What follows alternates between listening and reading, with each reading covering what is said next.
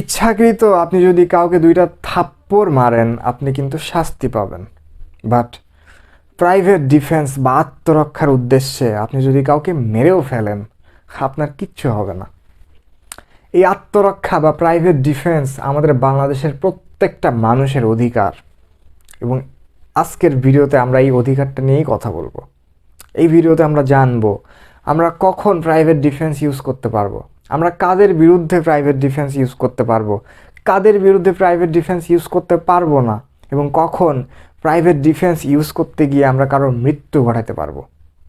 আশা করি ভিডিওটা সবাই শেষ পর্যন্ত দেখবেন।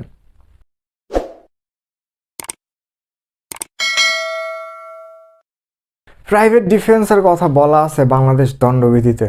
বাংলাদেশ দণ্ডবিধির 96 থেকে 106 নাম্বার ধারা পর্যন্ত প্রাইভেট ডিফেন্স সম্পর্কে কথা বলা আছে। তো আমরা র্যান্ডমলি কথা বলে যাব, তার মধ্যেই ওই সেকশনগুলো পড়ে যাবে। আশা করি আমাদের কথাগুলো ভালো করে বোঝার ট্রাই করবেন। তো প্রথমেই আমাদের একটা বিষয় মনে রাখতে হবে, যেটা আমি প্রথমেই বলে ফেলছি বাট আইনে লেখা আছে, আমরা সেটা এখন ফর্মালি পড়ব। Nothing is an offence which is done in the exercise of the right of the private defence. এখানে বলতেছে যে প্রাইভেট ডিফেন্স ইউজ করার সময় কোনো কিছুই অপরাধ না, যাই করেন কোনো কিছুই অপরাধ না। আমরা কিন্তু প্রথমেই বলছি, মনে আছে যে প্রাইভেট ডিফেন্স ইউজ করতে গিয়ে কাউকে যদি আপনি মেরেও ফেলেন আপনার কিচ্ছু হবে না। তো এটাই কিন্তু এইভাবেই লেখা। এই প্রাইভেট ডিফেন্স বা আত্মরক্ষা করতে গিয়ে আপনি কাউকে যদি 10টা চর মারেন, কাউকে কিল ঘুষি উষ্টা যা খুশি তাই করেন, ওই প্রাইভেট ডিফেন্স ইউজ করার সময় ওইটা কোনোভাবেই অপরাধ না, কোনো কিছুই না, কোনো সমস্যা না। এটা কিন্তু সেকশন 96-এ বলে দেওয়া আছে। আচ্ছা, এখন কথা যে আমরা সাধারণভাবে কি জানি যে প্রাইভেট ডিফেন্স মানে হচ্ছে আমার উপরে কেউ যখন আক্রমণ করতে আসবে তখন আমি আত্মরক্ষা করব, এটাই প্রাইভেট ডিফেন্স।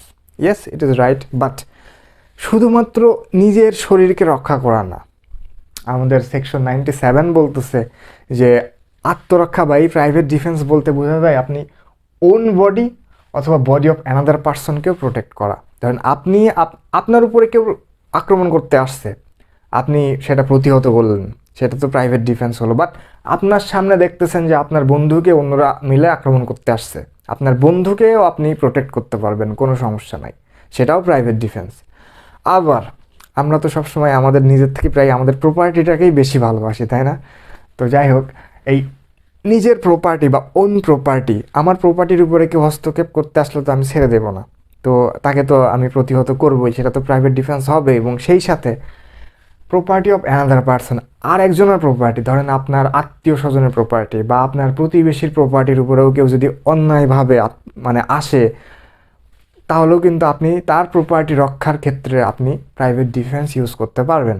তাহলে আমরা কিন্তু 4টা বিষয় দেখতে পাচ্ছি যে এখানে নিজের বডিকে রক্ষা করার জন্য আমরা প্রাইভেট ডিফেন্স ইউজ করতে পারবো, এবং আমার অন্যের জন আমার বন্ধু, আমার আত্মীয় স্বজন, আমার ভাই বোন সবার অন্যের বডিকে ইউজ করার জন্য, আমরা বডিকে প্রোটেক্ট করার জন্য আমরা প্রাইভেট ডিফেন্স ইউজ করতে পারবো। আবার নিজের প্রপার্টি আমরা যখন প্রোটেক্ট করবো এই জন্য তো প্রাইভেট ডিফেন্স ইউজ করবো, এবং সেই সাথে অন্যের প্রপার্টিও যদি হুমকির মুখে পড়ে যায় তখন আমরা সেখানে তাকে হেল্প করার জন্য প্রাইভেট ডিফেন্স ইউজ করতে পারবো, কোনো সমস্যা নাই। তো এটা কিন্তু সেকশন 97-এ বলা আছে, আমি জাস্ট ইনফর্মালভাবে বলে দিচ্ছি। আচ্ছা, এখন কথা, আমরা তো প্রাইভেট ডিফেন্স বুঝলাম যে যারা অবৈধভাবে আক্রমণ করতে আসবে তাদেরই আমরা হামলা প্রতিহত করে প্রাইভেট ডিফেন্স ইউজ করবো, আত্মরক্ষা করব। বাট কাদের বিরুদ্ধে আমরা প্রাইভেট ডিফেন্স ইউজ করতে পারবো না, এটা কিন্তু অনেক একটু ক্রিটিক্যাল, বাট আমাদের মনে রাখতে হবে। আচ্ছা, প্রথমে আমাদের এই জিনিসটা মনে রাখার আগে আমাদের 2টা জিনিস শিখে নিতে হবে। তো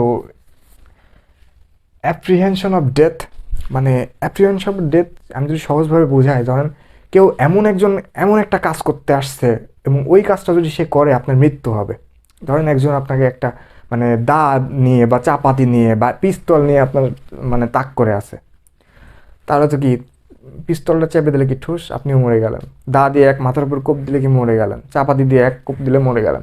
তো এইরকম যদি কোনো পরিস্থিতি সৃষ্টি হয় যেটা আপনি মারা যেতে পারেন, অ্যাপ্রিহেনশন অফ ডেথ। অথবা গ্রিভাস হার্ট। গ্রিভাস হার্ট কি গুরুতর জখম। এই গ্রিভাস হার্ট বলতে জাস্ট জখম না যে আমরা বুঝি যে ধরেন এক জায়গায় কেটে গেছে, জখম হয়েছে, এই জখম না। ধরেন এমন একটা আঘাত, যে আঘাত যদি কেউ আপনাকে করে, দেখা যাচ্ছে আপনি আর নর্মাল লাইফ লিড করতে পারবেন না। ধরেন আপনি বধির হয়ে গেছেন, আপনি আর কানে শোনেন না, আপনার এক চোখ নষ্ট হয়ে গেছে, বা আপনার একদম পালুলা হয়ে গেছে, বা আপনার সেক্সুয়ালি এমন একটা পরিস্থিতি সৃষ্টি হয়েছে যে আপনি নর্মাল লাইফ লিড করতে পারছেন না। তো এমন কোনো আঘাতের প্রেক্ষিতে যদি আপনার নর্মাল লাইফ আর লিড করা পসিবল হয় না, এমন কোনো মানে জখম হয়, সেটাকে বলা হয় গ্রিভাস হার্ট। তো এই দুইটা জিনিস আমাদের কিন্তু পরবর্তীতে লাগবে, আমরা প্রথমেই জেনে নিলাম। তো এখন আমরা জানবো যে নো প্রাইভেট ডিফেন্স এগেনস্ট মানে কাদের বিরুদ্ধে আমরা প্রাইভেট ডিফেন্স ইউজ করতে পারবো না। কার বিরুদ্ধে? পাবলিক সার্ভেন্ট, মানে সরকারি কর্মকর্তা কর্মচারী এবং and by direction of public servant, এবং সরকারি কর্মকর্তা কর্মচারী যদি কাউকে ডিরেকশন দেয় যে ওই কাজটা তুমি করো, ওই লোকটা মানে যাকে ডিরেকশন দেওয়া হয়েছে। কখন? ধরেন পুলিশ আপনাকে গ্রেপ্তার করতে আসছে, ইউনিফর্ম পরে আসছে, একটা আপনার অ্যারেস্ট ওয়ারেন্ট নিয়ে এসে আপনাকে গ্রেপ্তার করতে যাচ্ছে, আপনি তখন বলতে পারবেন না যে আমি যাব না, আপনারা আমাকে মানে কিডন্যাপ করতে আসছেন, এই ধরনের কথা বলা যাবে না। তো এই প্রাইভেট ডিফেন্স এই পাবলিক সার্ভেন্টের এগেনস্টে আমরা ইউজ করতে পারবো না। কখন পারবো না? শুধু একটা সময় পারবো। একটা সময় আমরা প্রাইভেট ডিফেন্স মানে পুলিশের এগেনস্টে বা অন্য যারা আছে প্রাইভেট ডিফেন্স মানে অন্য পাবলিক সার্ভেন্টের এগেনস্টেও আমরা প্রাইভেট ডিফেন্স ইউজ করতে পারবো একটা সময়, যখন দেখা যাচ্ছে ওই পুলিশটা ওই পাবলিক সার্ভেন্ট এমন কোনো কাজ করতেছে যেটাকে আপনার অ্যাপ্রিহেনশন অফ ডেথ হইতে পারে। দেখা যাচ্ছে যে আপনার মানে পিস্তল তাক করেছে যে এখন এটা কর, নাহলে তোকে গুলি করে দেবো, এরকম বলতেছে, বা গ্রিভাস হার্ট হইতে পারে, যে বললাম গুরুতর জখম, যেটা করলে আপনি আর নর্মাল লাইফ লিড করতে পারবেন না। এরকম সিচুয়েশন করা বাদে আপনি কখনো এই পাবলিক সার্ভেন্টের এগেনস্টে আপনি প্রাইভেট ডিফেন্স ইউজ করতে পারবেন না। দেখা যাচ্ছে যে আপনি প্রাইভেট ডিফেন্স মানে আপনি পাবলিক সার্ভেন্ট এসে আপনাকে মানে টানা হেঁচড়া করে নিয়ে যাচ্ছে, তখন আপনি প্রাইভেট ডিফেন্স ইউজ করতে পারবেন না। শুধুমাত্র এই দুইটা সিচুয়েশনের ক্ষেত্রে আপনি প্রাইভেট ডিফেন্স ইউজ করতে পারবেন, আদারওয়াইজ আপনি এদের বিরুদ্ধে প্রাইভেট ডিফেন্স ইউজ করতে পারবেন না। আচ্ছা, তো এটা সেকশন 99-এ বলা আছে। এবং তারপরে এই সেকশনে আরও কিছু বলা আছে গুরুত্বপূর্ণ বিষয়, এগুলো আমরা দেখবো। এই লাইনটা আমরা একবার পড়ে আপনারা নিজেরা একটু বোঝার ট্রাই করবেন। প্রথমে দরকার ভিডিওটা পজ করে এই লাইন দুইটা পড়ে নেন, তারপরে ভিডিওটা দেখেন। তো আমি পড়ি। The right of private defence in no case extend to the inflicting of no harm than it is necessary to inflict for more purpose of defense। এই লাইনটা কিন্তু সবচেয়ে গুরুত্বপূর্ণ এই প্রাইভেট ডিফেন্স ইউজ করার ক্ষেত্রে। তো আমি যদি সহজভাবে বোঝাই, এই জিনিসটা জাস্ট বুঝে নেন কনসেপ্টটা। এই প্রাইভেট ডিফেন্সটা কী জন্যে আপনি ইউজ করেন? অন্যের হামলা থেকে বাঁচার জন্য, রাইট? তো এই হামলাটা ধরেন প্রাইভেট ডিফেন্স, তো প্রথমেই বলা হয়েছে যে প্রাইভেট ডিফেন্সের ক্ষেত্রে যাই করি না কেন কোনোটাই অপরাধ না। কিন্তু আসলে মেন কনসেপ্টটা কিন্তু তা না। কনসেপ্টটা হচ্ছে আপনি মানে যতটুকু দরকার প্রাইভেট ডিফেন্স ইউজ করার জন্য, যতটুকু দরকার আপনি ততটুকু ইউজ করতে পারবেন। যেমন হচ্ছে কেউ আপনাকে ধরেন আপনার সাথে আপনার বন্ধুর মানে বাকবিতণ্ডা হয়েছে, মানে সেও আপনার দিকে রুখে আসছে যে আপনাকে একটা মানে থাই না মারামারি করবো, ঘুষি কাটটা মারবো এরকম। তো কিল ঘুষি হবে সর্বোচ্চ, আপনি জানেন যে সর্বোচ্চ আমাকে 2টা ঘুষি মারতে পারে, নাক টাক ফাইটা যেতে পারে এই। এখন আপনি যদি সে একটা চর মারতে আসছে, আপনাকে একটা ঘুষি মারতে আসছে, আপনি যদি তাকে একটা দাও দিয়ে একটা কোপ দেন, এটা কিন্তু বেশি হয়ে গেল, এটা কিন্তু নেসেসারি না। তো এটাই এখানে বলা হচ্ছে যে in no extent to the conflicting of more harm, মানে যতটুকু দরকার ক্ষতি করার। ধরেন সে আমার উপর দাও নিয়ে আসছে, দা দিয়ে কোপ দেবে, আমি তখন তাকে দা দিয়ে একটা কোপ দিতে পারবো, সেটা আমার প্রাইভেট ডিফেন্স হবে।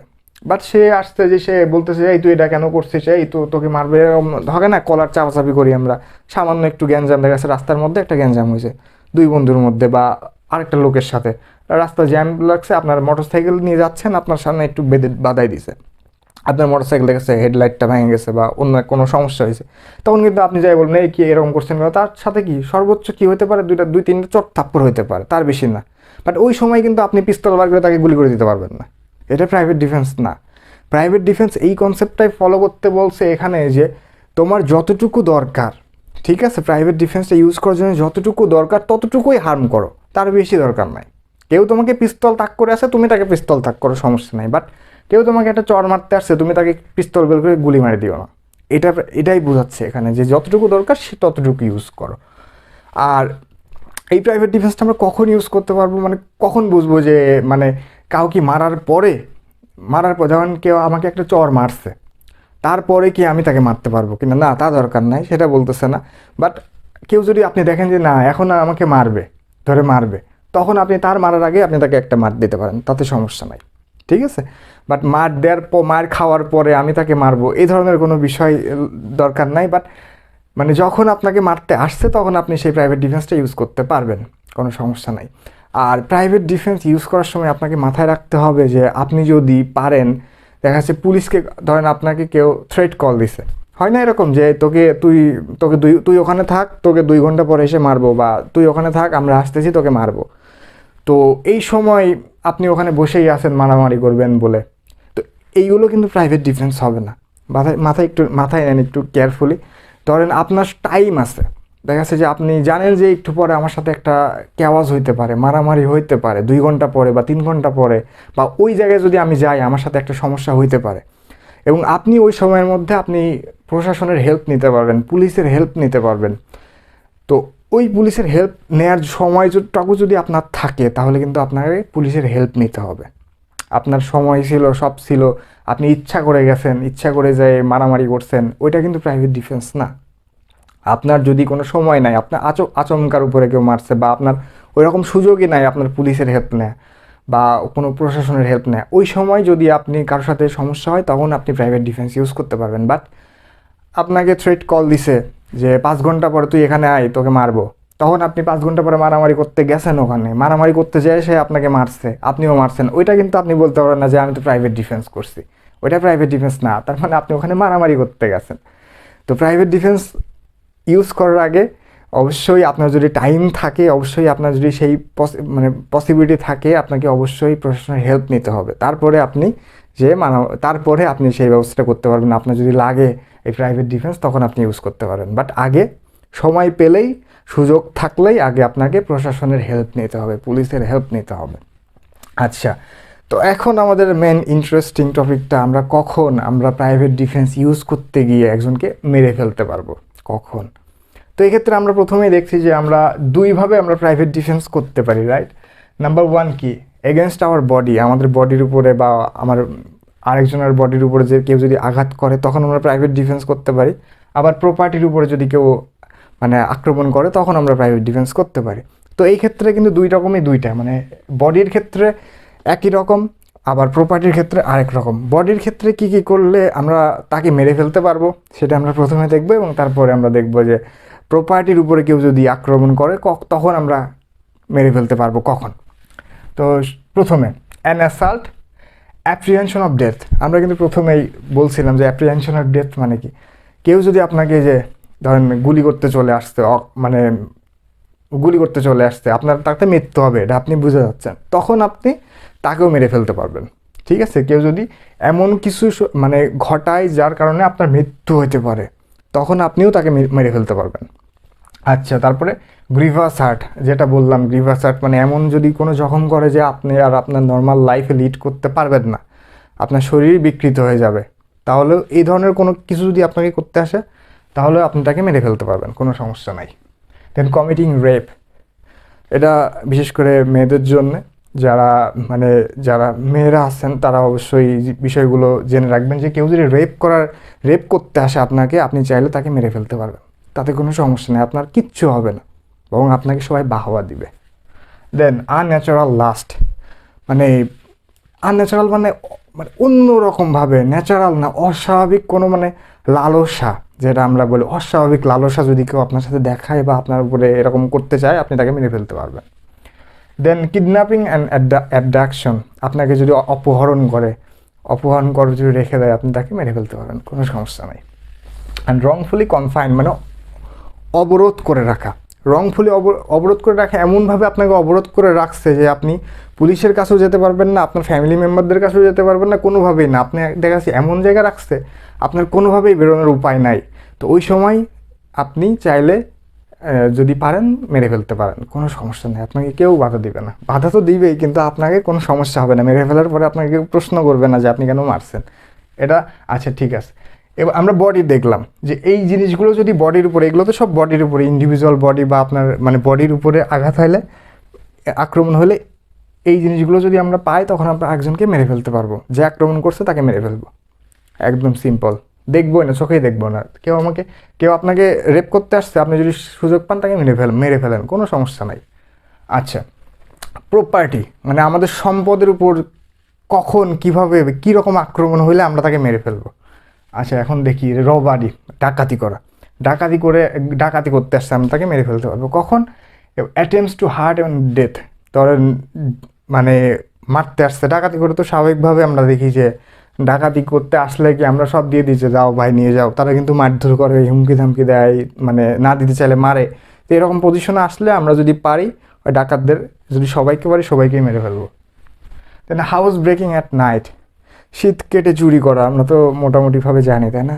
গ্রাম অঞ্চলে বেশি দেখা যায় যে শীত কেটে চুরি করা। তো এই ধরনের আমরা যদি ধরতে পারি এই চুরি করা অবস্থায়, তাকে চাইলে মেরে ফেলতে পারি। এবং দেখা যায় কিন্তু আমাদের প্রায় দিনে আপনি পত্রিকা খুলে দেখবেন যে এই চুরি করার অপরাধে গণপিটুনিতে মারা গেছে। তো ওই মারা যাওয়ার জন্য কিন্তু কেউ মানে কারো কোনো শাস্তি হয় না, মারা গেছে, আমাদের আইনেই লেখা আছে যে এইসব কাজ করলে তাকে মেরে ফেলে দাও, কোনো সমস্যা নাই।